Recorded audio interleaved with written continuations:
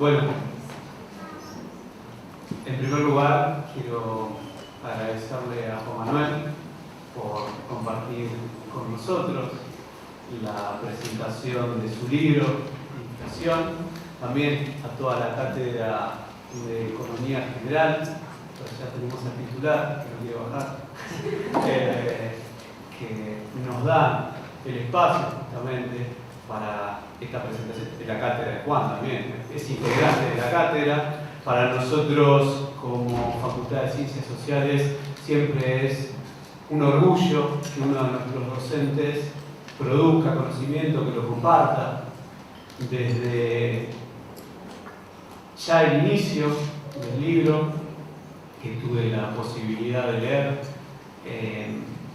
Juan nos advierte que no tiene una postura fatalista sobre una temática que siempre nos propone miradas fatalistas como es la inflación. De hecho, su objetivo es explicarnos de qué se trata la inflación, un fenómeno que atraviesa la política económica de nuestro país desde hace décadas. Y ahí me parece que comienzan a conjugarse todos los Juan Manuel que hay. El docente, el profesor, el investigador, Juan tiene desarrolladas líneas de investigación en nuestra casa. La temática de la inflación es una de las que abordaste, ¿no? Una de las líneas de trabajo que tenés alojada acá en la Facultad de Ciencias Sociales. Y también está el Juan Manuel que se compromete con la comunicación pública de la ciencia, ¿no? El que intenta explicarnos una temática. Yo recién le hacía una devolución muy breve, le decía los primeros capítulos que nos visita la secretaria académica también. Buenas tardes. Los primeros capítulos, para alguien alejado quizá del marco teórico de la economía, eran los que más me costaban, y a medida que avancé en el recorrido se vuelve una temática muy apasionante, y creo que es la gran contribución que genera un comunicador público de la ciencia, ¿no? La democratización del acceso al conocimiento. Desencriptar algunos conceptos. Ya en la presentación nos habla de la economía al alcance de todos. Bueno, justamente la posibilidad de desentrañar un fenómeno que es complejo, multicausal, que está problematizado, ¿sí? Y también él lo problematiza, lo toma como un objeto de estudio, lo problematiza, saca conclusiones, esquiva, o por lo menos así lo intenta, y presenta esa postura, ¿no? Trata de alejarse de los extremos que atraviesan hoy las miradas sobre la macroeconomía y también sobre la microeconomía de nuestro país. Y finalmente, para ya dejar a Juan Manuel que nos presente el libro, quiero destacar algo que él señala en los agradecimientos, y es el agradecimiento a la Universidad Nacional de Lomas de Zamora. También agrega a la Universidad Nacional Arturo Jaureche y a la de Ezeiza, ¿no? Recientemente nacionalizada, que son las casas de estudio donde él dicta clases y donde investiga.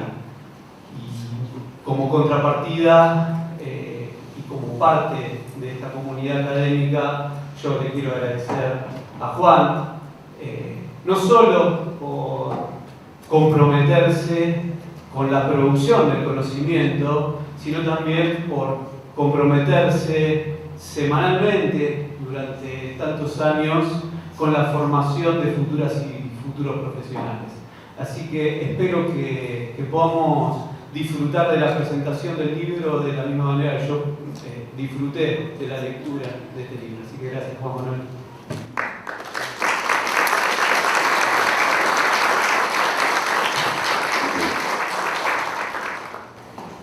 Bueno, la verdad que mejor presentación e introducción imposible. Quiero recalcar que realmente para mí es un orgullo poder estar acá en frente de profesores, de alumnos, alumnas, de autoridad de la facultad, que si bien es verdad que también doy clases en la Universidad Jauretche y en la Universidad de Ezeiza, bueno, por antigüedad también la Universidad de Lomas es mi primer casa. Yo ya llevo acá dando clases más de 10 años y realmente el libro es el resultado de todo eso, ¿sí? Es el, digamos, ir año a año buscando la manera de ver cómo poder comunicar un poquito mejor esto que, digo, parece y a la vez es complejo, ¿no? Sobre todo el fenómeno de la inflación, y que cada vez va avanzando un poquito más en todas nuestras vidas. Y justamente digo, el libro es un poco eso, ¿no? Trata de sintetizar lo que a lo largo de los años fueron las maneras que encontré, las explicaciones, las analogías, todo gracias a la devolución de ustedes, ¿no? Todos los cuatrimestres, che, esto no lo entendí, este ejemplo me gustó, y así uno va perfeccionando y logrando un relato, porque también, digamos, la idea de poder escribir un libro no es simplemente juntar capítulos o dar diferentes visiones, sino que uno tenga un hilo conductor detrás de todo este proceso, que es lo que trato de lograr. Después, bueno, si lo leen me dirán si es así o no. Y obviamente con esto, ¿no? Con la convicción de hacerlo para poder comunicar, para tratar de lograr de que un problema que me parece que es de prioridad nacional, en lo que es en el ámbito económico, lo estamos viendo hoy en día con las elecciones, ¿no? Que fundamentalmente todo lo que es el debate está atravesado por la economía y en particular por el tema de la inflación. Entonces, la idea era esa, ¿no? Aportar ese granito de arena, tratar de que toda persona que le interese el tema y que tenga ganas, nada más que eso, no hace falta ningún conocimiento, pero sí las ganas de meterse con un texto que trata de dar todas las herramientas posibles para que uno pueda entenderlo, pero como siempre también digo en clase, ¿no? Después está la parte de ustedes, el esfuerzo de sentarse a leer economía, que no es algo que pueda ser tan divertido como leer una novela o un cuento de Borges. Y bueno, a partir de eso salió el libro, lo empecé a escribir en la pandemia, a partir de, bueno, unos newsletters que yo escribo normalmente para un medio, como que ahí también hubo otra semillita, ¿no? Como, digamos, diferentes personas que recibían el newsletter y respondían esos correos, como decían, che, la verdad que ahora me gusta, estoy entendiendo un poco más de algo que no entendía nada. Y bueno, a partir de eso dije, bueno, voy a ver si esto sale más o menos bien. Me llevó más o menos 2 años, pero en la cabeza ya tenía toda la idea, que es un poco esto, ¿no? Digamos, quienes están cursando o quienes ya cursaron, la materia de economía termina siendo, podríamos decir, el libro separado en diferentes módulos. Lo que sí voy a aprovechar para hacer hoy, que es quizás la parte más interesante que para mí tiene el libro, es bajarlo a tierra, ¿no? Porque muchas veces, como decía Gustavo, uno se para en unas posturas que cuando uno escucha en los medios no terminan siendo como muy extremistas, y uno dice, uno me está diciendo que el problema solamente es la cantidad de dinero, el otro me está diciendo que el problema justamente no tiene nada que ver con el dinero. Entonces, como que a veces si uno no está muy metido en tema, como que es difícil, ¿no? Poder tratar de entender los problemas, porque tenemos como a veces posturas muy dogmáticas. Entonces acá la idea es brindar las herramientas, explicar la teoría, pero siempre bajándolo a la práctica. Siempre después de explicar la teoría, decir, bueno, mirá, acá te muestro los datos de Argentina, esto es lo que están diciendo los datos. La idea es que ustedes con esas herramientas los interpreten, pero obviamente uno no puede bajar línea en un texto si después lo respalda con datos, ¿no? Entonces, la idea para mí, el objetivo fundamental, y creo que más desafiante del libro es ese, es tratar de ser riguroso, no perder, digamos, la rigurosidad, pero a la vez lograr una simpleza o una manera de comunicar que sea lo suficientemente amena como para poder enganchar a cualquier persona, ¿sí? Así que bueno, vamos directo. Lo tengo pensado más o menos para que dure 1 hora como mucho, pero sé que hay varios alumnas, entonces la idea también es aprovechar los temas que estamos viendo, que justo estamos con la parte de inflación, y meternos de lleno en el análisis de los últimos años de la economía argentina. Que lamentablemente, digo, no me tiren con nada, pero no va a ser una charla optimista. Vamos a tratar de que termine digamos, lo más optimista posible, pero realmente hoy creo que lo tienen más que claro, cualquiera que haya leído las noticias en estos últimos 2 días, el dólar por encima de 1.000 pesos, bueno, o sea, es difícil. Pero bueno, justamente creo que también parte del objetivo es tratar de entender, ¿no?, cuál es el problema y a partir de eso que cada uno saque sus propias conclusiones. Pero sí, primero que nada, que hoy creo que está un poco más claro, ¿no?, pero entender el grave problema en el que está atrapada la economía argentina hace ya más de 12 años. ¿Sí? Lo que están viendo ahí es el gráfico del PBI de Argentina. El PBI es el nivel de producción, ¿no?, lo que cada año produce la economía argentina, y ese nivel de producción está muy vinculado con los ingresos que genera la economía. ¿Sí? O piensen que cuando una empresa fabrica cualquier tipo de producto, ¿qué está haciendo? Bueno, para fabricar ese producto está pagando sueldos, está pagando impuestos, está pagándole a otras empresas por los insumos que utiliza, está obteniendo una ganancia. ¿Sí? Todo eso son la contrapartida de la fabricación de ese producto, son ingresos que están generando y que están repartiendo en la economía. Entonces, toda esa producción, la contrapartida a nivel país, son los ingresos que se generan. ¿Sí? Podríamos decir el tamaño de la torta que tenemos para repartir, que después hay que discutir cómo se reparte, obviamente, pero el punto fundamental que primero quiero transmitir es que el gran problema que tiene Argentina, que vamos a ver que está muy vinculado con la inflación, es que hace más de 10 años que no crece. Es esa línea que están viendo ahí, como pueden ver, del 2011 prácticamente estamos en un techo que no podemos sobrepasar, ¿no? Ahí después vamos a explicar por qué, ese gráfico en forma de serrucho, donde tenemos un año que mejora un poquito y después la cosa cae, mejora un poquito y después la cosa cae, y después la caída fuerte que tienen ahí es la pandemia con la posterior recuperación, pero insisto, sin poder crecer de manera sostenida. ¿Sí? Y este es un problema donde vamos a ver que Argentina es un caso bastante excepcional. Hay muchos países que no crecen de manera sostenida, pero cuando miramos esos países, por lo general tienen problemas mucho más graves que los nuestros. Están atravesados por guerras, por crisis sanitarias, son países de ingresos muy bajos donde la tasa de analfabetismo es muy elevada, donde tienen problemas muy vinculados con el tema de la salud. ¿Sí? Argentina ahí aparece como uno de los pocos países de ingresos medios que, insisto, hace ya 12 años que no logra crecer de manera sostenida. Y el gran problema de eso, cuando tenemos una torta, ¿no?, una torta que no se agranda, pero una población que crece de manera sostenida, porque la población argentina todavía sigue creciendo todos los años, justamente lo que eso significa es que en realidad la cantidad de porciones que hay para repartir entre toda la población es cada vez menor. Y eso justamente me lo está mostrando el PBI per cápita, es decir, ese nivel de producción repartido entre toda la población, si tenemos algo que está estancado, pero una población que está creciendo, bueno, justamente en realidad lo que hay para cada uno, en términos promedios, es cada vez menor. ¿Sí? Por eso es que uno cuando hoy mira por qué la pobreza está en ascenso, por qué, digamos, los niveles educativos, por qué los salarios, por qué todas esas variables socioeconómicas están en deterioro, bueno, en principio la raíz del problema es esta. ¿Sí? Después obviamente hay tareas vinculadas con el Estado, con la distribución de los ingresos, pero si vos no tenés una economía que no genere año a año más recursos, es imposible mejorar la calidad de vida de la población. No hay manera de mejorar la calidad de vida de toda la población si no tenés una torta cada vez más grande para repartir. Entonces, el primer problema, digamos, la primera parte que quiero dejar bien en claro, es que el gran problema en realidad es este. Si Argentina no crece, no hay manera de que podamos mejorar la calidad de vida de toda la población. Y como les decía, cuando vamos a comparar, ¿no?, porque la idea un poco acá para tratar de entender y tratar de identificar cuáles son las causas del problema, digamos, la idea un poco del libro es ir eliminando los sospechosos de siempre, ¿no?, ir eliminándolo con datos. Y una primera cuestión que hay que entender es que si el resto de los países de la región logró crecer de manera sostenida y nosotros no, bueno, ya tenemos una cuestión que hay que entender, ¿no? Digamos, los problemas que tienen esos países, si aún así lograron crecer, bueno, es difícil que las causas estén por ahí. Por ejemplo, Perú es un país que viene creciendo de manera sostenida, lo que están viendo ahí es la tasa de crecimiento promedio de los últimos 10 años, como les decía, la Argentina es prácticamente nula, porque hace 10 años que no crece. Los otros países crecieron todos de manera sostenida en los últimos 10 años. Algunos más, otros menos, pero crecieron todos. ¿Sí? Somos una excepción. Podemos incluir ahí el caso de Brasil, que también está cerquita de Argentina.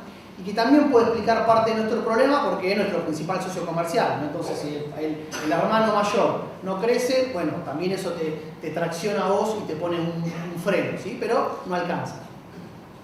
Y cuando miramos el resto de los países de la región, bueno, ahí justamente hay algunas causas que a veces uno escucha que habría que eliminar, ¿no? Por ejemplo, no sé, la cuestión política, tenemos mucha grieta, tenemos cuestiones de política que no podemos lograr sostener, que vamos de un lado para el otro. Bueno, ¿qué tenemos? El caso de Perú. El caso de Perú es un país que crece hace 10 años, en los últimos 10 años habrá cambiado de presidente, no sé, ya perdí la cuenta, 5 veces, ¿sí? Tuvo 10 golpes de Estado en los últimos 20 años. Y aún así, con ese nivel de inestabilidad política, logra crecer de manera sostenida. Después podemos decir, no, mira, el problema de Argentina es la inequidad, es un país que tiene los ingresos mal repartidos. Bueno, todos estos países que están acá, salvo Uruguay, tienen un nivel de inequidad más grande que la Argentina y aún así logran crecer de manera sostenida. No, puede ser la educación. Bueno, piensen, todos estos países en niveles socioeconómicos están por debajo de Argentina. ¿Sí? Todo. Entonces, esas características, uno diría, no pueden ser el problema principal, porque todos estos países con problemas mucho más graves que los nuestros, aún así logran crecer. ¿Sí? Una cuestión aquí importante también, digamos, para el dolor del orgullo, es que Argentina fue históricamente el país del PBI per cápita más alto de la región. En estos 10 años que Argentina se estancó y que tanto Chile como Uruguay crecieron de manera sostenida, nos pasaron. Hoy Argentina es el número 3 de la región en términos de PBI per cápita, por debajo de Chile y de Uruguay, ¿sí? En realidad de Uruguay y de Chile. Entonces, ¿cuál es el problema? Yo descartaría las cuestiones más bien regionales, ¿no? Ahí en el título, por las dos aclaro, cuando hablamos de otra década perdida, es justamente porque esto ya nos pasó en los 80, Argentina tuvo otra década en la cual no creció durante 10 años, prácticamente del 80 al 90, pero ahí sí fue un problema regional. Y ahí sí todos los países de la región estuvieron atravesados por niveles elevados de endeudamiento, ¿sí? Por conflictos económicos que hicieron que toda la región fuese una década perdida. La gran mayoría con inflaciones muy elevadas, en muchos casos, además Argentina, Perú, Brasil con hiperinflación, ¿sí? Entonces ahí podríamos decir que era un problema regional, ¿sí? Pero hoy por lo menos tenemos que pensar en una cuestión que sea más autóctona de la economía argentina.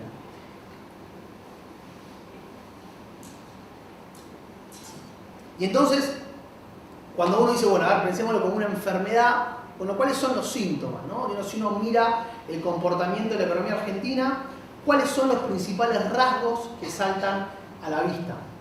Y acá, en este gráfico que tiene 4 cuadrantes, está de manera muy resumida explicado cuál es la manifestación del problema, ¿no? Cómo lo vemos, ¿no? Cómo se manifiesta esa enfermedad a través de las principales variables económicas, que son el valor del dólar, el tipo de cambio, la inflación, el PBI, el nivel de actividad económica y nuestros ingresos, ¿no? El salario real. Entonces, básicamente lo que esto me está mostrando, que muestra para los 4 gráficos la evolución de las variables del 2011 a fines del 2019, lo que me está mostrando es que hay un comportamiento bastante repetitivo, cíclico, que tiene nuestra economía, que es lo que se conoce como el stop and go, ¿no? Un fenómeno que en realidad también lo conocemos bastante porque justamente es un problema que nos atravesó en los 70 y en los 80, entonces cuando uno mira la literatura de esos años, ahí aparece este fenómeno, que básicamente la palabrita de stop and go, ¿no? Freno y arranque, me está diciendo un poquito qué es lo que está pasando. Entonces, arranquemos por arriba a la izquierda, ¿no? Ahí tenemos el dólar, que es la variable fundamental de la economía argentina y también la que más desestabiliza a nuestra economía. Entonces, fíjense que están marcados en rojo los momentos en donde el tipo de cambio se evalúa, donde pega grandes saltos y después donde se estabiliza y se vuelve a equilibrar. Entonces, fíjense, cada devaluación, ¿qué provoca? Provoca un salto inflacionario. Como las empresas tienen un montón de insumos importados, el salto del dólar lo que hace es que sea trasladado por las empresas muy rápidamente a los precios, entonces la inflación se acelera. ¿Sí? Cuando la inflación se acelera, ¿qué pasa? Nuestros ingresos no van a la par, nuestros ingresos tardan varios meses más, hoy un poquito menos, después lo charlamos más adelante, pero tardan varios meses en ajustarse. Entonces, la famosa frase de los precios suben por ascensor, los salarios suben por escalera. Entonces, los precios suben muy rápido, nuestros salarios no acompañan tanto y ahí tenemos una caída del poder de compra, ¿no? El salario real se contrae y se reduce nuestro poder de compra.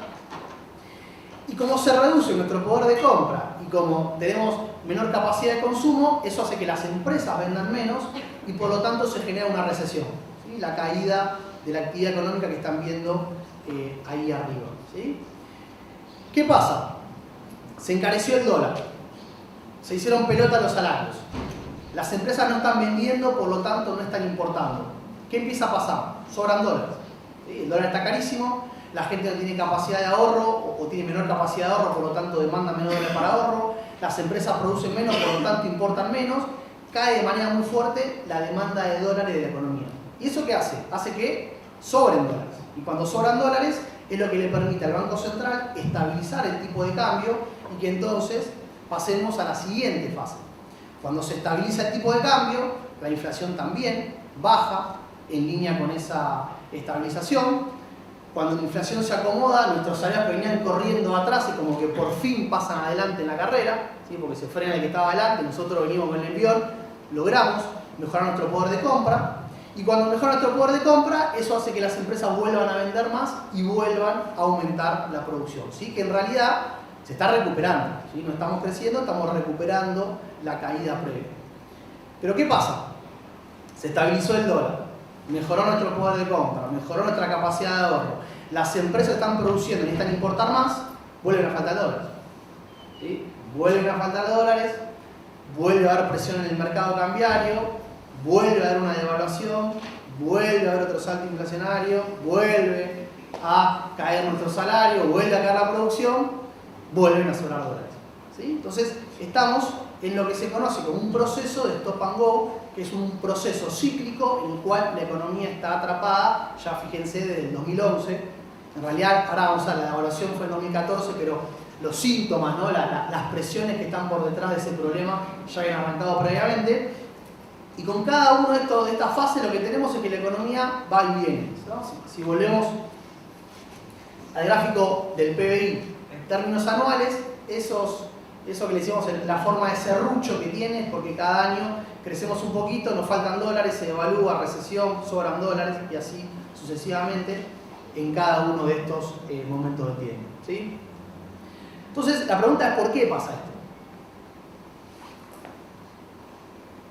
¿Cuál es la causa que está por detrás, ¿no? Porque digamos, si bien hay un comportamiento cíclico que se repite todo el tiempo, bueno, ese comportamiento cíclico tiene que tener una causa, ¿no? Última, algo que sea lo que esté atravesando todo ese problema. Entonces, para tratar de responder esa pregunta, concentrémonos en la primera de las devaluaciones, ¿no? Digamos, después cuando ya tenés varias devaluaciones es como que todo empieza a estar vinculado con todo y los problemas es más difícil de identificarlos. Pero vayamos a ver qué pasó en la primera de las devaluaciones, que fue la de 2014, ¿no? Y acá tenemos, podríamos decir, como nos gusta en economía, la foto. Tenemos que ver la foto y el video. La foto es qué pasaba en ese momento del tiempo. Entonces ahí lo que están viendo es el valor del dólar, que es la línea esa negra. Fíjense que crecía de manera controlada hasta el salto de la devaluación, precisamente a principios del 2014. Y las columnas naranjas lo que me están mostrando son las reservas del Banco Central. ¿Sí? Explico rápidamente la manera que tiene el Banco Central de controlar el dólar. ¿Qué es lo que hace? Bueno, se fija cuánta demanda de dólares hay, cuánta oferta, tenés gente que está queriendo comprar dólares, gente que está queriendo vender, y si tenés más gente que está queriendo comprar de la gente que está queriendo vender, el dólar tiende a subir, ¿sí? Ahora, vamos a ver, como el Banco Central no quiere que el dólar suba, la manera de tratar de controlarlo es teniendo que poner dólares en su bolsillo. La diferencia entre esa demanda muy alta y esa oferta que no alcanza a equipararla, la pone el Banco Central en su bolsillo. ¿Para qué? Bueno, para evitar justamente que el dólar no suba. ¿Cuál es el problema? Y que si persistentemente la demanda del dólar todos los meses es superior que la oferta, el Banco Central va a tener que todos los meses poner dólares en su bolsillo. Y eso es lo que me está mostrando la columna naranja. Fíjense que desde el 2011 en adelante, las reservas empiezan a caer de manera sistemática prácticamente todos los meses, ¿sí? Ahí el gobierno empezó a aplicar diferentes medidas para tratar de frenar eso, ¿sí? Regulando las importaciones, regulando la compra de dólares para ahorro, el famoso cepo, pero nada de eso lograba evitar lo que finalmente terminó sucediendo, que es la devaluación del tipo de cambio, que básicamente es que cuando el Banco Central ya se dio cuenta que la situación no la podía seguir sosteniendo, la única salida que le quedaba era corregir el valor del dólar, encarecerlo, ¿para qué? Bueno, justamente para que de esa manera desaparezca ese desequilibrio, ¿sí? Fíjense que después de la devaluación, como las reservas que estaban en caída se estabilizan y vuelven a recuperarse. Pero de nuevo, recuerden lo que hablamos en la filmina anterior. La manera en la cual se soluciona esto es con un aumento de la inflación, con una caída de nuestros salarios y con una recesión económica. Eso es lo que está estabilizando la economía y también por eso de alguna manera el gobierno trata de evitar la devaluación. A nadie le gusta devaluar. Es siempre la última de las herramientas. Cuando se agotan todas las posibilidades, ahí aparece la devaluación del tipo de cambio.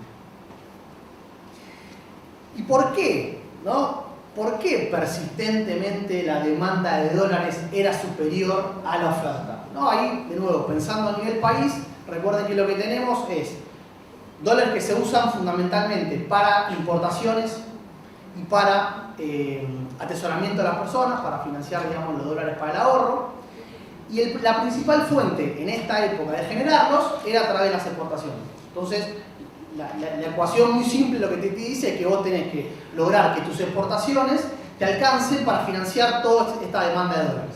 Básicamente importaciones y demanda de dólares para ahorro, ¿sí? La columna naranja que están viendo ahí es justamente el resultado del superávit, ¿no? El superávit de la cuenta corriente. Que justamente cuando es positivo, me está diciendo que la economía está generando más dólares de lo que está utilizando, ¿no? En términos que está exportando más de lo que está importando. Es como un termómetro de cómo están los dólares de la economía. Y la línea negra que tienen ahí es el tipo de cambio en términos reales. Esto voy a tratar de explicar lo más sencillo posible porque a veces cuesta, porque nosotros estamos acostumbrados a que el dólar suba todo el tiempo, ¿sí? Lo tenemos clarísimo. Subió esta semana, si lo comparamos con la semana pasada estaba más caro, si lo comparamos contra un año atrás también estaba más caro y si lo comparamos con los 90 está muchísimo más caro.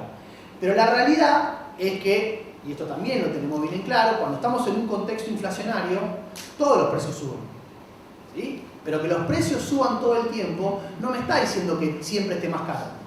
El dólar no está siempre más caro. Hay veces que el dólar está más barato. Y la manera justamente de comparar eso es contra la inflación, ¿sí? Si el dólar aumenta, pero aumenta menos que la inflación, en realidad se está abaratando, ¿no? Piénsenlo como nuestro salario. Si a nosotros nos alegramos porque este mes nos aumentaron el sueldo un 5%, le decimos, che, estoy recontento, me aumentaron el sueldo 5%, ¿qué te va a decir? No, mirá, la inflación aumentó 12%, perdiste como la guerra, perdiste un 7%. Bueno, acá pasa lo mismo. El dólar hay que mirarlo en términos reales. El dólar sube siempre, pero hay momentos del tiempo donde contra la inflación crece por debajo y por lo tanto se está abaratando. Y fíjense que en toda esta época, fundamentalmente del 2008 hasta el 2013, es decir, el año previo a la devaluación, lo que se ve es que el dólar estaba sistemáticamente abaratándose. ¿Por qué pasaba esto? Bueno, acá aparece la inflación. ¿Sí? Como la inflación empezó a ser un problema precisamente a partir del 2006-2007, lo que trataba de hacer el Banco Central es utilizar al valor del dólar como un ancla cambiario, ¿no? Se conoce como un ancla porque justamente trata de anclar, ¿no? De hacer que los precios bajen. Entonces, como es una variable que te determina los precios, como vimos en el gráfico anterior, la manera de tratar de sostener la inflación, ¿cuál era? Bueno, bajar el dólar, ¿no? Que el dólar crezca por debajo de la inflación. Ahora, ¿qué pasaba? La inflación no bajaba. Y el dólar, sistemáticamente, al aumentar por debajo de los precios, se estaba abaratando en términos reales. ¿Cuál es el problema que tiene eso? Bueno, que si el dólar está cada vez más barato, eso por un lado aumenta nuestro poder de compra en dólares, aumenta nuestra capacidad de ahorro, aumenta la capacidad de compra de las empresas para importar, básicamente aumenta la demanda de dólares, ¿sí? Al no estar más barato, nos incentiva la demanda.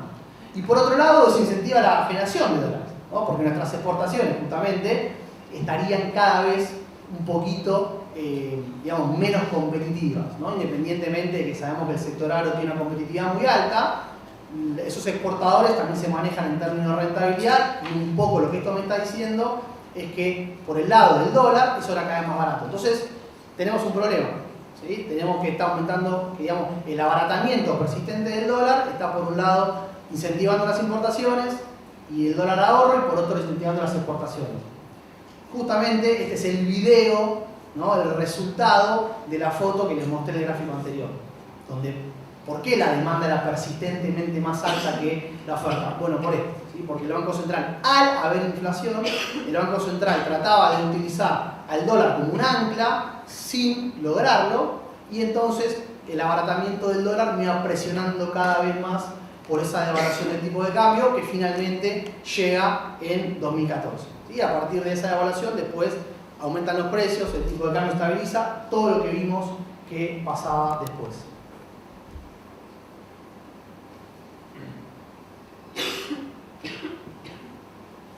Y la emisión, ¿no? Porque hasta acá, digo, estamos hablando de la inflación, y en ningún momento apareció la famosa emisión de dinero, ¿no? Algo que se escucha tanto, que se escuchó siempre, pero que fundamentalmente hoy se escucha mucho. Bueno, vamos a decir que también es parte del problema, ¿sí? Porque justamente lo que están viendo en este gráfico es el resultado fiscal del gobierno, ¿no? Básicamente, todo lo que gasta el Estado, todo lo que recauda el Estado menos todo lo que gasta. Si ese resultado es positivo, tenemos un superávit, como por ejemplo teníamos en 2007 y 2008. Y si tenemos un déficit, el problema ahí es que hay que ver cómo se financia. No tener los recursos para financiar ese gasto que está por encima de la recaudación, de alguna manera tenés que financiarlo. Y básicamente la manera que más se utilizaba durante todos estos años fue justamente la emisión, ¿no? Es decir, pedirle al Banco Central que emita ese dinero, y de esa manera yo lo inyecto en la economía a partir del déficit fiscal. Entonces, el canal que estamos viendo acá es justamente que se estaba inyectando dinero a través de un déficit fiscal que era cada vez más grande, ¿sí? Acá hay una cuestión que es importante de marcar. Si uno se fija, la evolución del resultado fiscal de Argentina del 2007 al 2015, incluso 2016, cada año se fue deteriorando, ¿sí? En términos del PBI, o sea, cada año ese déficit era más grande en términos del tamaño de la economía. Y esto también es parte de una política que no fue sostenible, ¿no? Cuando uno mira, Argentina también acá, digamos, resalta como un caso excepcional, donde fue uno de los pocos países del mundo que persistentemente presentó un deterioro fiscal, ¿sí? Digamos, sin entrar en cuestiones de vuelta que pueden ser debatibles, porque el tema fiscal siempre genera debate, lo que hay que entender es que, digamos, la economía es una ciencia social, pero presenta límites. Entonces, si vos una de estas variables persistentemente, así como el dólar, la vas llevando, la vas presionando, bueno, esto en algún momento tiene impacto. ¿Y cuál es el impacto? Bueno, justamente el impacto es por el lado del dólar, ¿no? ¿Qué pasa en una economía a la que le faltan dólares si vos le estás inyectando constantemente más pesos de los que necesita? ¿Dónde van a parar esos pesos? A la compra de dólares. Entonces, vos tenés un problema que está, digamos, centralmente vinculado con el tema del dólar, pero si ese problema vos le inyectás pesos en la economía, bueno, está contribuyendo, ¿no?, a ese problema. Y la otra parte de esta cuestión, que también es importante mencionar, es que, digamos, la contrapartida de que vos estés inyectando dinero en una economía es que ahí el Banco Central tiene que decidir qué hace, ¿no? Cuando hay mucho dinero circulando, el Banco Central, ¿qué puede hacer? Bueno, puede retirar ese dinero de circulación. Ahí aparece la política monetaria. Teníamos recién la política fiscal, ahora estamos hablando de la política monetaria. ¿Cómo es que el Banco Central puede absorber esos pesos, ¿no? Sacarlos de circulación? Bueno, incentivando a que la gente no los gaste, los deposite en el banco, y para eso tiene que ofrecer una tasa de interés que sea atractiva, ¿no? Nadie que esté acá va a poner una plata en un plazo fijo si sabe que ese plazo fijo pierde contra la inflación. Ni hablemos del dólar todavía, pero si la tasa que te ofrece el banco es menor a la inflación que tiene la economía, vos sabés que a fin de mes, cuando saques esa plata, vas a comprar menos cosas de las que comprabas a principio de mes. Y justamente en toda esta época, la decisión del Banco Central fue la de no retirar esos pesos de circulación, con la idea de que las tasas de interés sean negativas, ¿no? Digamos, la tasa de interés en términos reales era menor a la inflación y por lo tanto era negativa.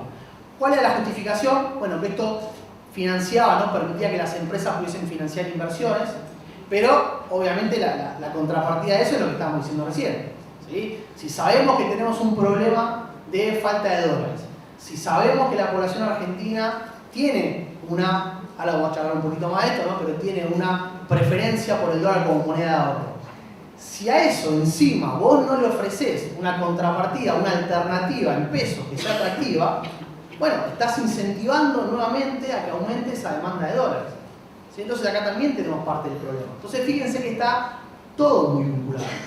El tema del dólar, el tema del déficit fiscal o la política fiscal y el tema de la política monetaria. ¿Sí? Son las tres herramientas fundamentales donde justamente hay un vínculo muy grande y donde todo el problema lo que está haciendo es que justamente contribuya a que esa demanda de dólares sea cada vez mayor. ¿Sí? ¿Qué pasa?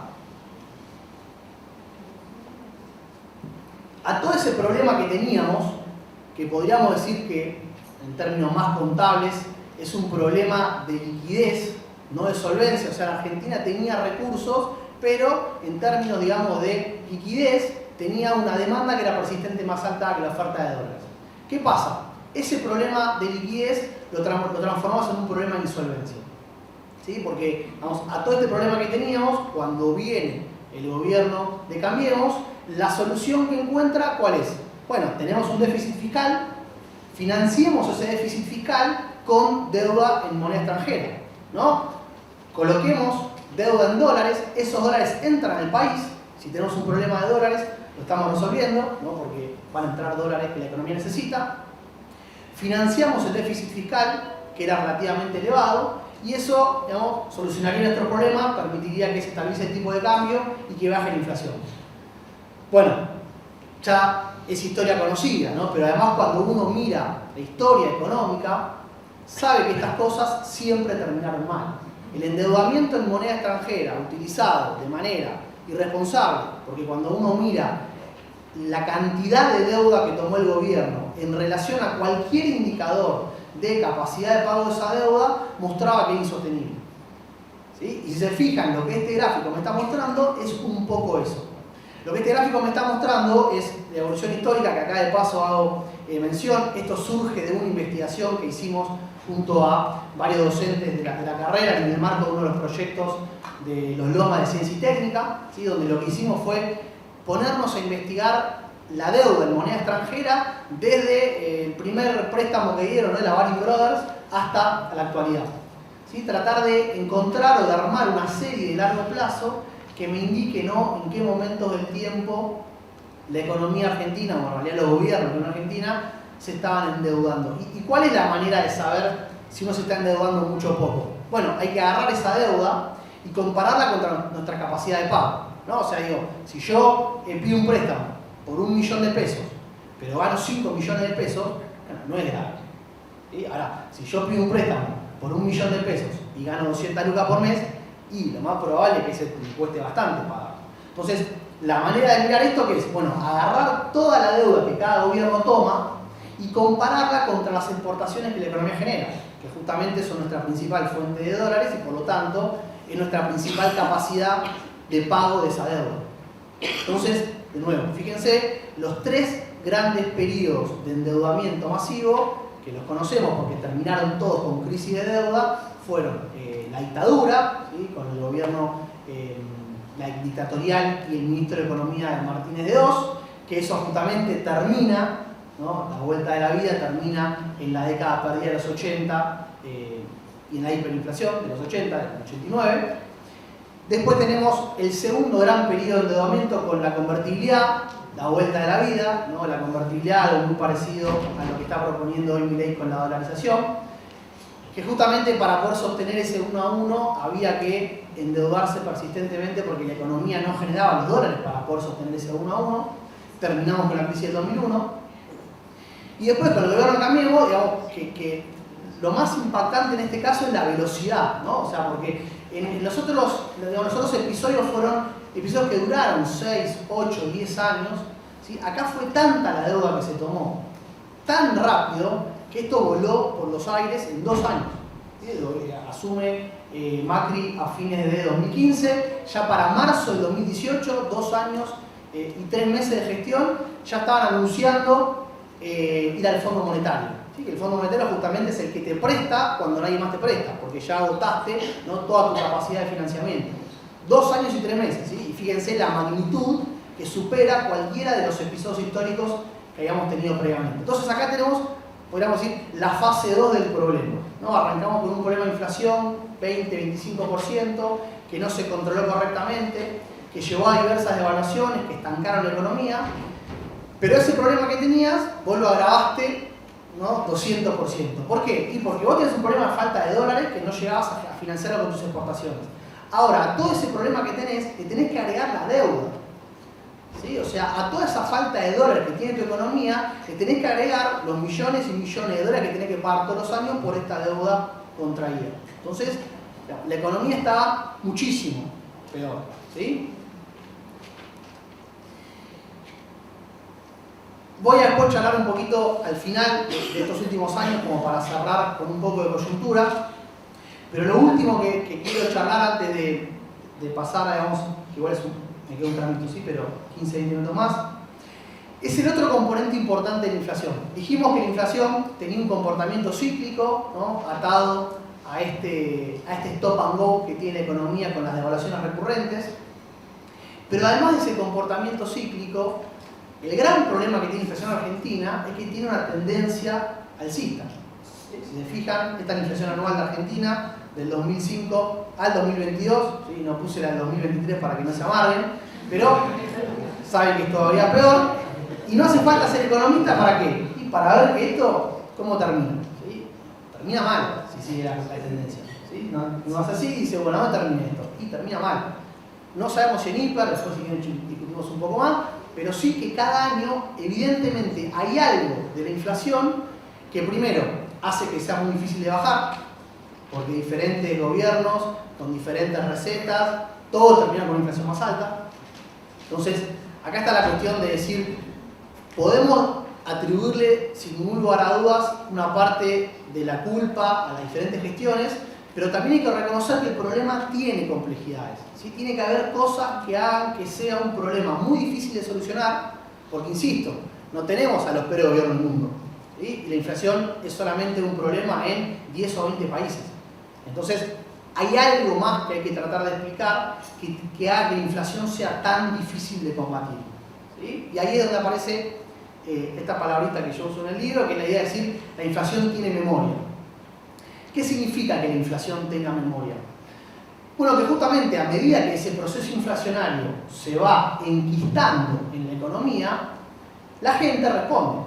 ¿Sí? La gente se adapta. Esto cualquiera de una carrera social lo tiene bien claro. ¿Sí? Las personas se adaptan al entorno, las empresas también. Entonces, el problema, y ahora lo vamos a ver un poquito más en detalle, ¿cuál es? Que justamente esa adaptación de las personas y de las empresas retroalimenta el proceso. ¿Sí? Se van cambiando los hábitos de consumo, de ahorro, de remarque de precios de las empresas, y eso retroalimenta la inflación. ¿Con qué gravedad? Y ahí la palabrita memoria. Bueno, con la gravedad de que, como sabemos, un hábito es muy difícil de modificar, no se cambia un día para el otro. Entonces, cuando vos tenés 10, 15 años de inflación, esos hábitos están completamente instalados. Entonces, ¿qué pasa? Y acá siempre pongo la analogía de una adicción, ¿no? Imagínate que estamos tratando de curar a una persona, curar entre comillas, ¿no?, de que deje de fumar una persona que es adicta al cigarrillo.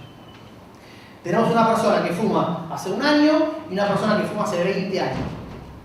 Obviamente, la solución, la receta, la manera de curar a la persona que fuma hace 20 años no puede ser la misma que la persona que fuma hace 1. ¿Por qué? Porque el nivel de adicción, digamos, lo que fue generando durante 20 años, hace que sea mucho más difícil de solucionar. Entonces, ¿qué significa esto llevar a la economía argentina? Que si nosotros queremos aplicar las recetas típicas de los manuales que usa todo el resto del mundo y donde la inflación sí baja, ajustar un poquito el déficit fiscal, devaluar un poquito, subir las tasas de interés, para acá no funciona. ¿Por qué no funciona? Bueno, justamente porque tenemos este componente que no permite que la inflación baje, que no permite que los hábitos se cambien de un día para el otro. Entonces, esa es la memoria de la inflación y lamentablemente es lo que hace que ese proceso se retroalimente.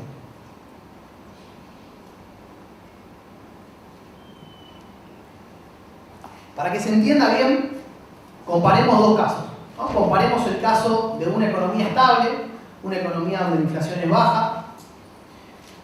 Podríamos poner cualquier país de la región, ¿sí? Chile, Uruguay, Brasil, Perú, Paraguay, con el caso argentino, ¿no? Y arranquemos pensando qué pasa en una economía estable. Primera cuestión, si la inflación es baja, por lo general, como vamos a ver, las tasas de interés que puede ofrecer el Banco Central le ganan a la inflación. Pero además, como la inflación es baja y la economía es estable, el dólar se mantiene estable. Y si el dólar se mantiene estable, a la gente no le preocupa el dólar, no lo mira, no lo usa como una manera de cubrir sus ahorros, porque justamente no pierden contra el dólar, porque es una variable que está ahí bastante estable, quieta, sin que tengamos que mirarla todos los días, ¿no? De ahí digamos, la cuestión que siempre se repite y que habrán escuchado, capaz habrán vivido, si tuvieron la suerte de ir a Uruguay, a Brasil, a Chile, a cualquier lado, bajen y pregunten a cualquier persona, che, ¿cuánto está el dólar acá? Que le dicen, no, yo te puedo decir, no, cuánto comprás con el peso chileno, con el real o con el peso uruguayo, pero el dólar no tengo ni idea de cuánto vale. ¿Por qué? Porque esa gente no ahorra en dólares. ¿Y por qué no ahorra en dólares? Bueno, porque no tiene la necesidad, porque el dólar está ahí, es una variable que está estable, que ellos no miran, tienen toda la economía denominada en su moneda, tienen inflación baja, las tasas de interés que ofrecen los bancos le ganan a la inflación, por lo tanto ahorran en su moneda. Pero fíjense que esto me genera un proceso virtuoso. ¿Por qué? Bueno, porque la propia estabilidad de la economía me genera más estabilidad. ¿Por qué? Bueno, porque como dijimos, si la gente ahorra en dólares, eso le mete presión al dólar y es parte de las causas que están por detrás de la devaluación. Ahora, si vos tenés una economía estable y esa estabilidad hace que la gente no ahorre en dólares, estás eliminando una de las principales causas o de las principales presiones que están por detrás de la devaluación. Entonces, tenés una economía estable. Esa estabilidad hace que la gente no ahorre en dólares. Como la gente no ahorra en dólares, eso hace que la economía se vuelva todavía más estable.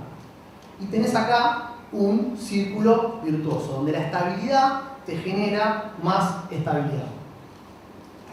¿Qué pasa en Argentina? Todo lo contrario, ¿sí? Se devalúa el tipo de cambio por algún motivo. Digamos, la gente más joven que tenemos acá, seguramente muchos de 20, que recién ahora están teniendo sus primeros ahorros, dijeron, bueno, pongo la plata en Mercado Pago, ¿no? Me da un 90% de tasa de interés, buenísimo, estoy acá, pim, pum, pam. Se fijan hoy y dicen, che, perdí como la guerra, ¿no? O sea, ahora compro menos dólares de lo que compraba antes. Bueno, ¿qué va a pasar? Y esa persona va a dejar de ahorrar en pesos, como venía ahorrando, y va a pasar a ahorrar en dólares. Todos los que somos más grandes, que ya vivimos devaluaciones, algunos corralitos, ¿sí? Un montón de crisis donde nuestros ahorros se vieron afectados, bueno, eso hizo que cada vez la gente se vuelque más a la compra de dólares. Pero el problema es que cuando cada vez la gente se vuelca más a la compra de dólares, está reforzando el proceso, ¿sí? Porque tenés más presión al dólar, más probabilidad de que el dólar se devalúe, y si hay otra devaluación, tenés más gente que compra dólares, y entonces acá la inestabilidad genera más inestabilidad. Y por detrás, digamos, la inflación te está generando más inflación. El segundo elemento, que también me parece muy importante y que es algo que se charla poco, sobre todo, digamos, en los enfoques, podríamos decir, más heterodoxos de la economía, ¿no? Porque es una palabra que a veces está asociada con una mala palabra, ¿no? La palabra credibilidad. Pero la credibilidad es importante, ¿no? La idea de que vos puedas convencer a la gente, ¿no? Digo, si yo a cualquiera de ustedes le presto plata, ¿sí? O al revés, le pido plata prestada a cualquiera de ustedes, ¿sí? Y se la pago. Después le pido plata prestada a ella, se la pago, ¿sí? Yo genero cierta credibilidad. ¿Qué va a permitir? Uno va a permitir que ustedes me presten más plata. Bueno, con el Banco Central pasa algo parecido, ¿no? En todos los países, el Banco Central, por lo general, anuncia cuál va a ser la meta de inflación del año siguiente, ¿no? Dice, bueno, mirá, en la economía pasó esto, pasó lo otro, tenemos tanta cantidad de dólares, en el mundo está pasando esto, por lo tanto, la inflación del año que viene va a ser esta, un poquito más baja, un poquito más alta, ¿sí? Pero va a ser esa la meta. Y nosotros nos vamos a comprometer a través de la política monetaria, la tasa de interés y la política cambiaria y el manejo del tipo de cambio, a lograr esa inflación. ¿Qué pasa en las economías estables? Bueno, los bancos centrales logran esa meta, ¿sí? Y al lograr esa meta, ¿qué hacen las empresas? Recuerden que las empresas tienen que tomar decisiones. Tienen que tomar decisiones de precios, tienen que tomar decisiones de cuánto producir, lo cual también requiere saber qué va a pasar con los precios, tienen que tomar decisiones de inversión, ¿sí? Y todo eso requiere tener ciertas proyecciones. ¿Y cuál es la mejor referencia de los precios para estas empresas? El Banco Central. ¿Por qué? Y porque ven que el Banco Central cada año dice, mira, la inflación va a ser tanto, y le pega. En realidad no le pega, hace la política correspondiente para lograr que a fin de año la meta que había anunciado sea la inflación que finalmente obtuvo. Entonces, de nuevo, ¿sí? Fíjense, las empresas miran lo que dice el Banco Central, que va a ser la inflación, y por lo tanto ajustan sus precios en función de esa meta. ¿Sí? Magia. ¿Por qué magia? Y porque el Banco Central, sin hacer absolutamente nada, solamente anunciando algo, está afectando las expectativas de las empresas y está generando que las empresas pongan los precios en función de lo que el Banco Central dice. No, uno podría decir un ejemplo extremo, pero en un Banco Central recontra creíble, el Banco Central agarra y dice, che, el año que viene la inflación va a bajar 5%. ¿Y qué hacen las empresas? Bueno, van a ajustar los precios en función de esa meta y la inflación va a bajar el 5%, sin que haga nada. ¿Sí? Acá hay una famosa teoría de un discurso que dio un presidente del Banco Central de Inglaterra, que es muy conocida, quizás alguna vez la escucharon, que cuando habla de esto, él habla de la teoría maradoniana de la política monetaria, ¿no? Porque lo que él dice es que los bancos centrales, cuando son creíbles, en realidad no tienen que hacer nada, ¿sí? Con el simple anuncio, la comunicación de la política monetaria, de la inflación, eso hace que las empresas se ajusten. Y lo que él dice, digamos, reinterpretando un poco el gol del Diego en el 86 a los ingleses, es que lo que él dice es, fíjense que Maradona no gambetea, ¿sí? Síganme un poco, en realidad gambetea, dice, él corre derecho. Lo que pasa es que los defensores que están tratando de anticiparse a lo que el Diego va a hacer, se mueven primero, reaccionan, sin que el Diego haga nada, y el Diego los termina de gambetear, ¿sí? O sea, genera que los defensores tengan que reaccionar. Obviamente con Messi pasa exactamente lo mismo, si tenemos 1000 anécdotas, me acuerdo de la de Permina, pero no la voy a contar ahora, no importa. Pero pasa esto, ¿no? Pasa que uno reacciona en función de lo que cree que va a hacer el otro. Y si el otro es más rápido que vos y mejor, bueno, se gambetea. Entonces, acá la cuestión de la credibilidad también es fundamental para entender cómo la estabilidad de la economía y la credibilidad del Banco Central refuerza el proceso, ¿sí? El Banco Central, anunciando la meta y cumpliéndola, refuerza la estabilidad porque las empresas cada vez más miran al Banco Central y ponen los precios en función de lo que diga ese Banco Central.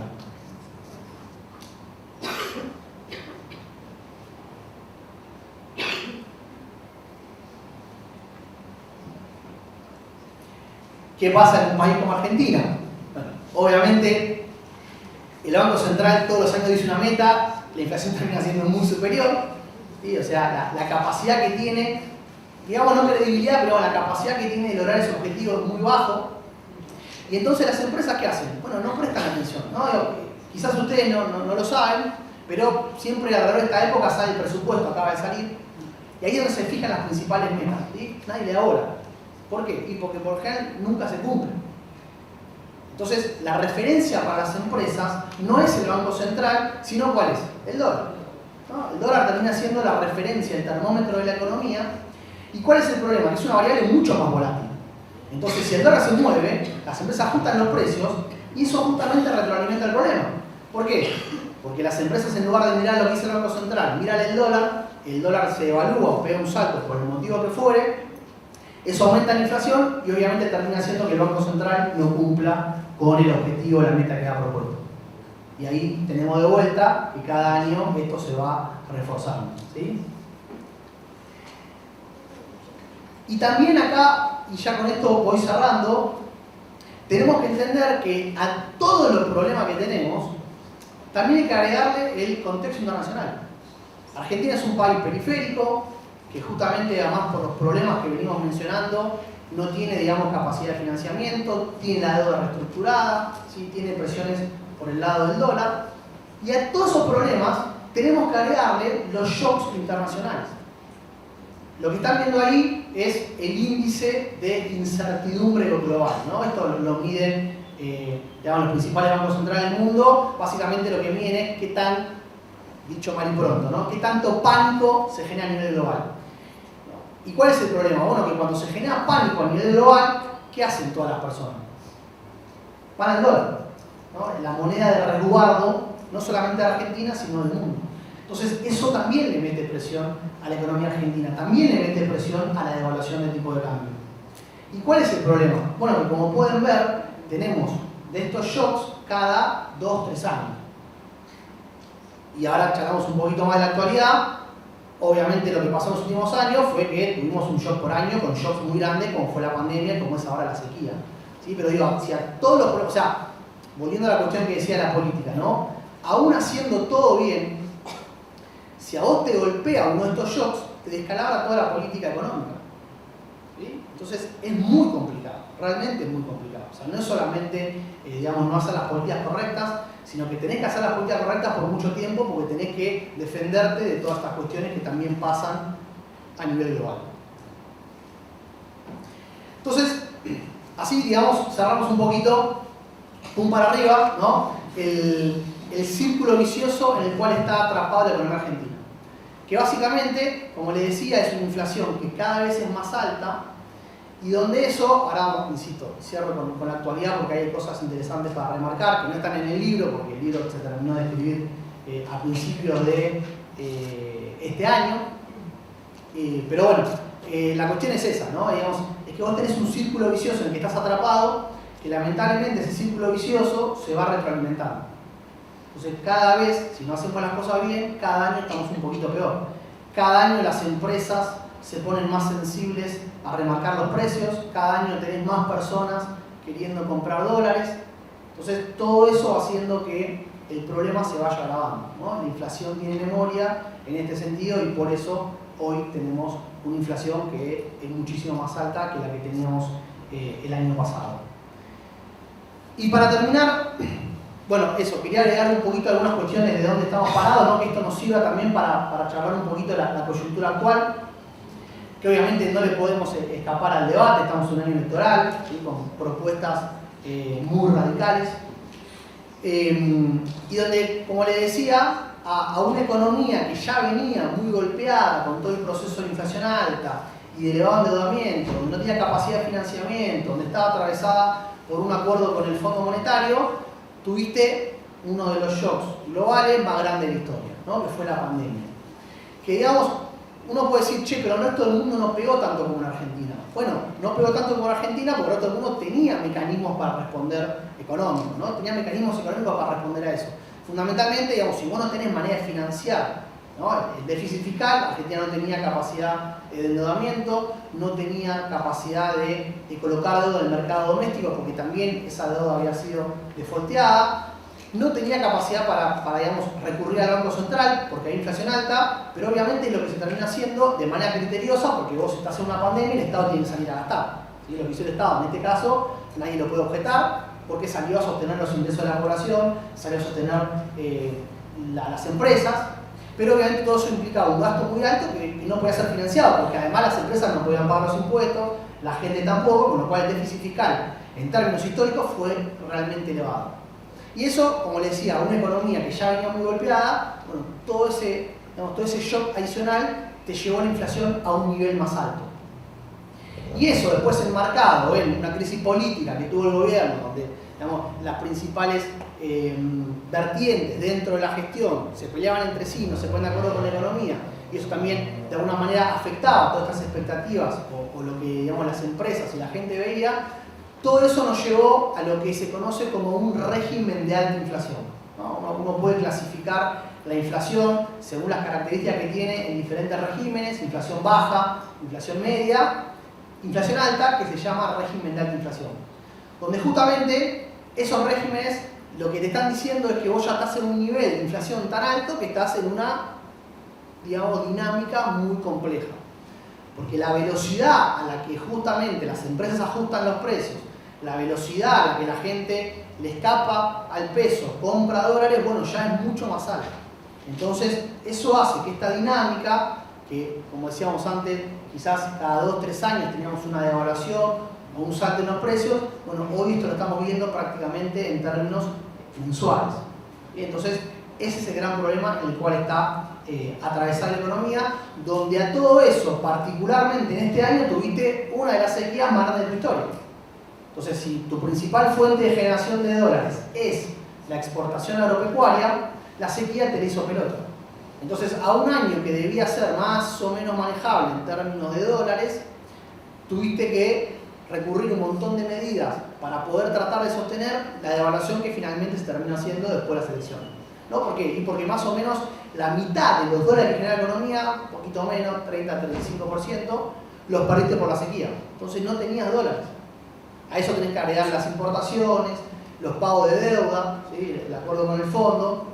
Entonces todo eso te generó un contexto económico atravesado además por un año electoral, donde los años electorales siempre son de mucha presión en el dólar, porque la gente siempre en la elección le asusta los cambios de gobierno y la manera de refugiarse es comprando dólares, pero donde en este caso en particular eso se vio sumamente exacerbado porque hoy el candidato con más chances, según los resultados de las PASO y según las encuestas, de ganar las elecciones, Milei, lo que está proponiendo es una dolarización, donde digamos básicamente la dolarización con esta economía implicaría que vos tengas que devaluar el tipo de cambio por encima de 3.000 o 4.000 pesos. ¿Por qué? Porque no hay dólares. Dolarizar implica que toda la gente tiene que ir a entregar al Banco Central los pesos y querer a cambio de dólares. Si no hay dólares, la relación a la cual se lleva a cabo esa conversión te da altísimo. Entonces, ¿cuál es el razonamiento de toda la gente? Bueno, mirá, el principal candidato lo que está diciendo es que a fin de año el dólar va a irse a un nivel mucho más alto. Entonces, hoy está barato.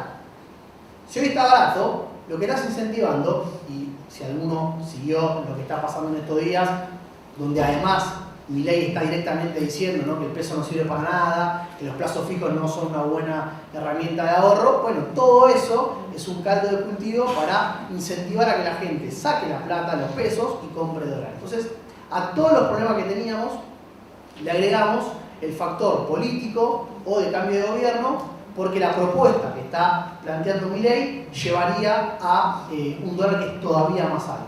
¿Sí? Entonces, básicamente, esa es la situación actual.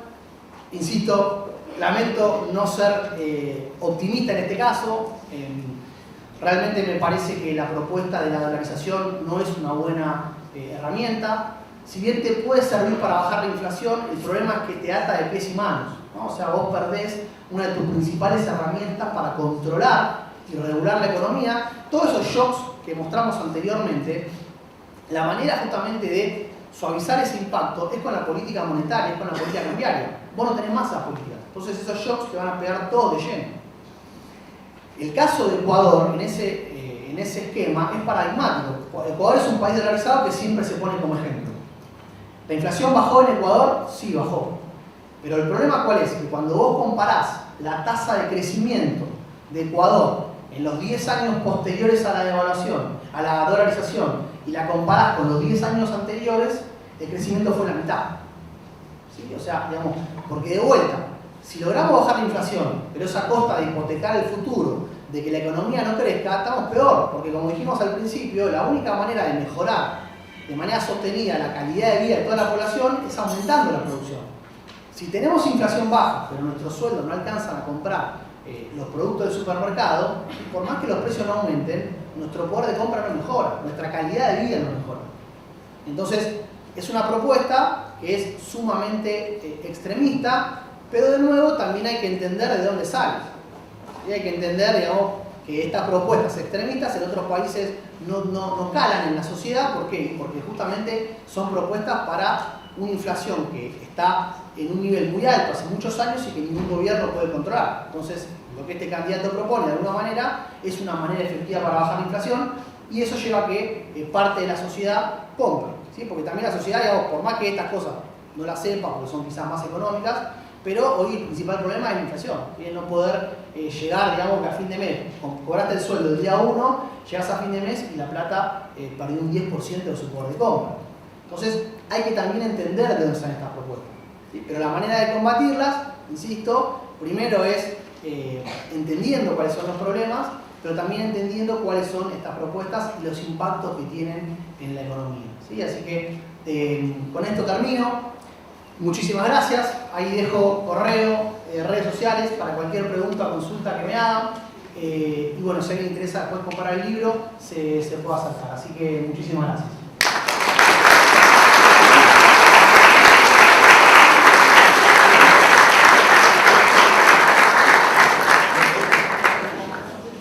Bien, antes de terminar, por si llegara a haber preguntas, consultas.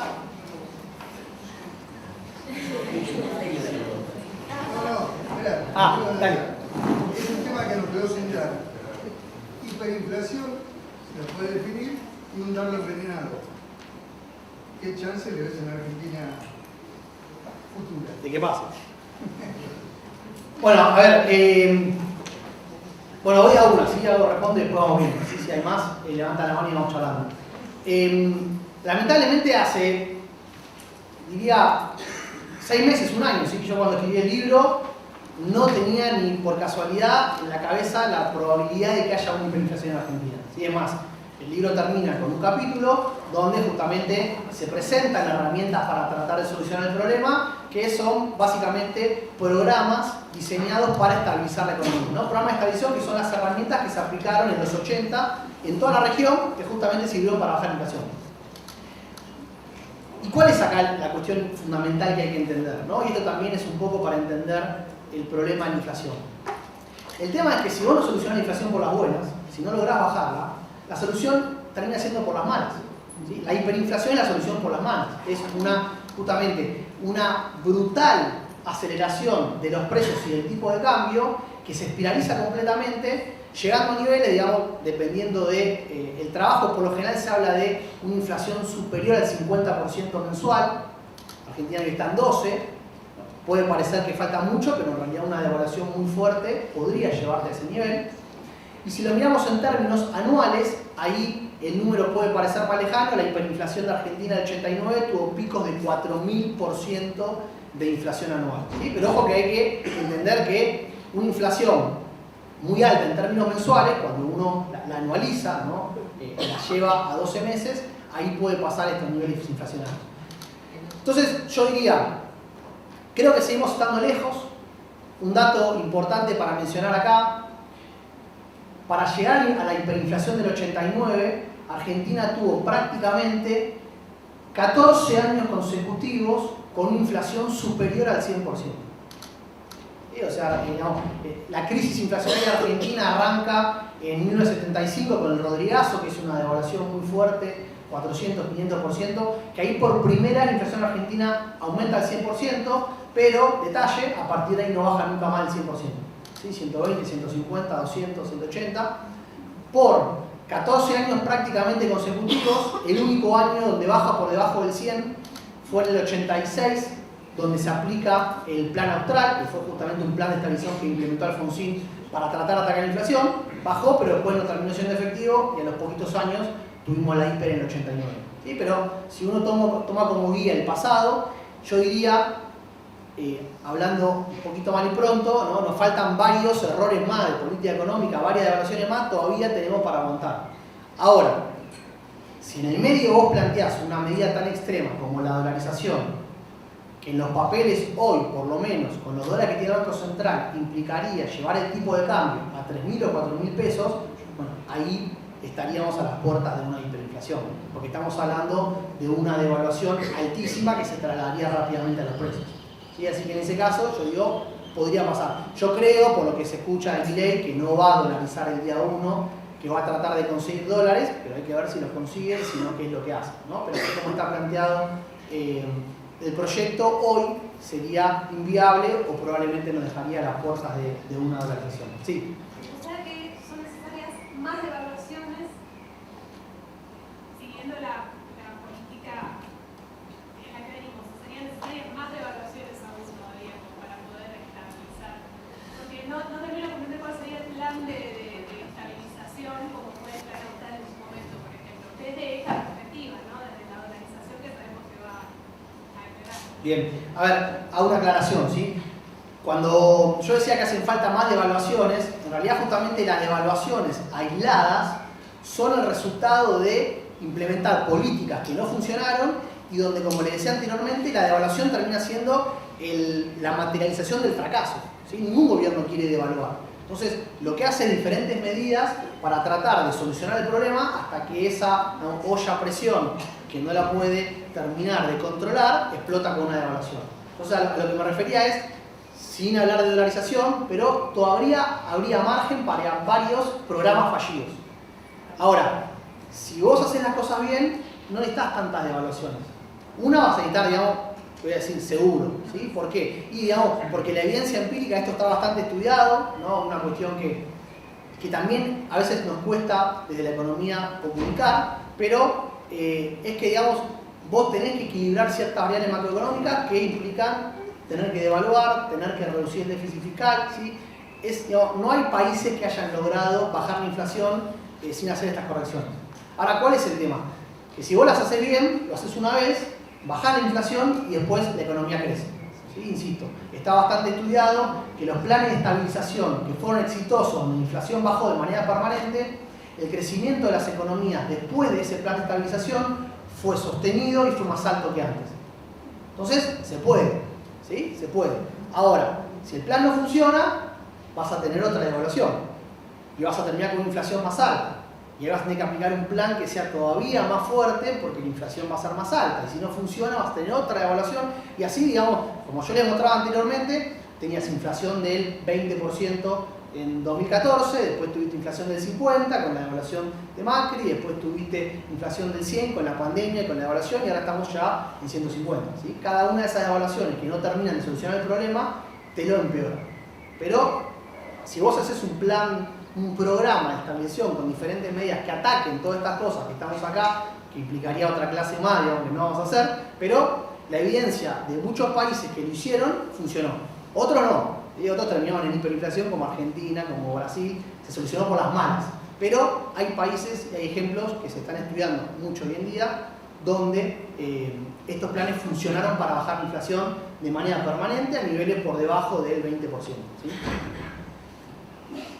Te quería preguntar, Juan, bueno, ya sabemos la propuesta de Milei, de la dolarización y todo eso, y de lo viable que sería. ¿Qué pensás de la propuesta que tiró Sergio Massa de la moneda digital? ¿Sería un funcionamiento similar al de los bitcoins? ¿Cómo lo ves? Bien, a ver, primero para entender esta cuestión, uno tiene que pensar que hoy, ¿sí? Cuando uno tiene la plata, como le decía, en Mercado Pago, en cuenta DNI, en Ualá o en cualquier banco y hace una transferencia, eso es dinero digital. No hay por detrás ningún peso que estemos cambiando de mano. Hoy ya existe el dinero digital. Los depósitos electrónicos, digamos, la manera en la cual tenemos nuestra plata, la mayor cantidad de nuestra plata hoy es digital. Lo que haría esta moneda simplemente es introducir una, podríamos decir, segunda moneda, que seguramente va a tener un nombre distinto, ¿no? Se empieza con el Patacoin, con el Argencoin, ¿no? Diferentes monedas, eso veremos cuál nombre le ponemos, pero sería una moneda que lo que haría es, digamos, podría reemplazar al peso. Por ejemplo, en el plan austral se reemplazó la moneda de ese momento por el austral, pero no es una herramienta que te pueda servir para bajar la inflación. ¿Sí? Simplemente te puede servir para rastrear mejor el dinero y también en un contexto de inflación alta te puede servir para remunerar automáticamente ese dinero, ¿no? Que vos no tengas que ponerlo en un plazo fijo, sino que vos puedas generar intereses para cubrirte de la inflación. Pero, insisto, es simplemente cambiar un nombre por otro, una figurita por otra. Para poder bajar la inflación tenés que hacer un programa enmarcado donde eso podría ser parte de las medidas.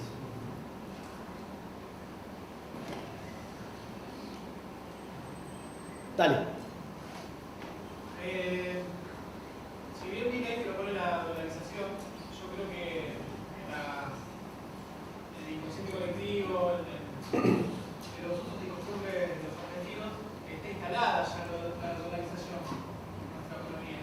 O sea, más allá de que se termine implementando o no, de manera técnica o no, la dolarización de la que no estoy de acuerdo, porque implicaría que en la economía, como pasó por el caso con la convertibilidad, ¿cómo sacás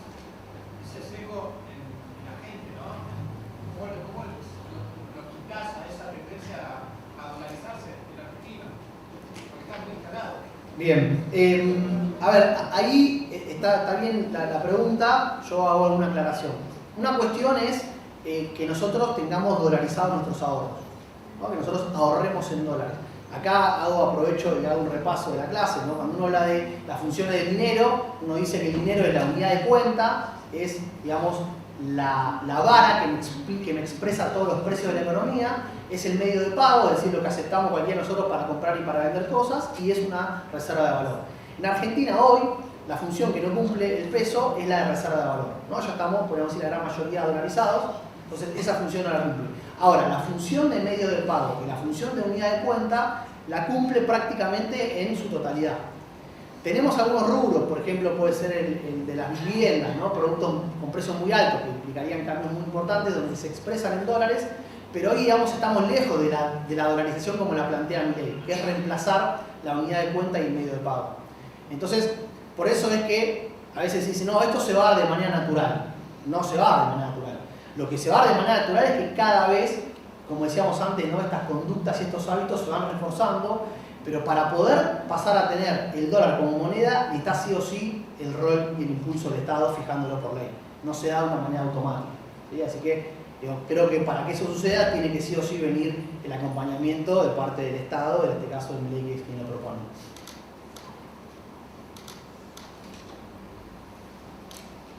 ¿Alguna pregunta más?